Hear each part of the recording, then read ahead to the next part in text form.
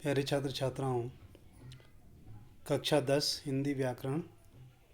आप ये पाठ्यक्रम नोट कर लेंगे जो ब्लैक बोर्ड में यहाँ लिखा हुआ है। तो हिंदी व्याकरण का जो पाठ्यक्रम है आपका, वो 3 खंडों में दिया गया है।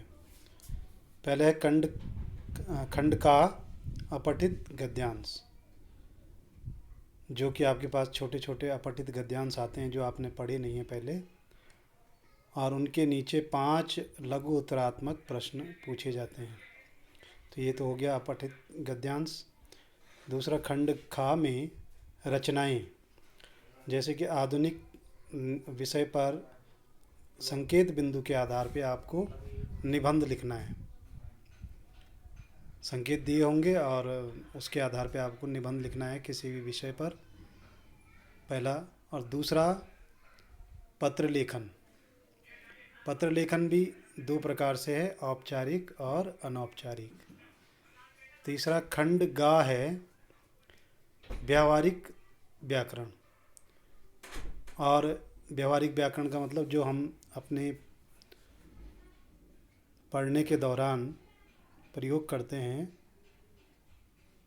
बोलचाल में प्रयोग करते हैं, और व्याकरण में उसे किस प्रकार से परिभाषित किया जाता है, वो कहलाती है व्यावहारिक व्याकरण। तो आपके पास जो कक्षा 10 में है, क्रिया, सबसे पहला खंड गा का पार्ट है क्रिया। क्रिया भेद बताए गए हैं, अकर्मक और सकर्मक। फिर दूसरा है अव्यय, समुच्चय बोधक, क्रिया विशेषण और अन्य अविकारी शब्द। तीसरा है वाक्य भेद, स्वरूप परिवर्तन। चौथा है वाच्य, कर्तृवाच्य एवं अकर्तृवाच्य। पांचवा है अनेकार्थी शब्द।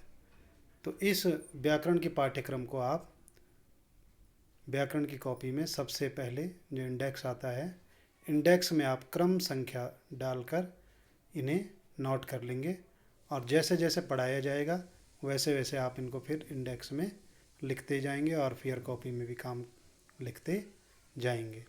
तो सबसे पहले आप ये पाठ्यक्रम नोट कर लें।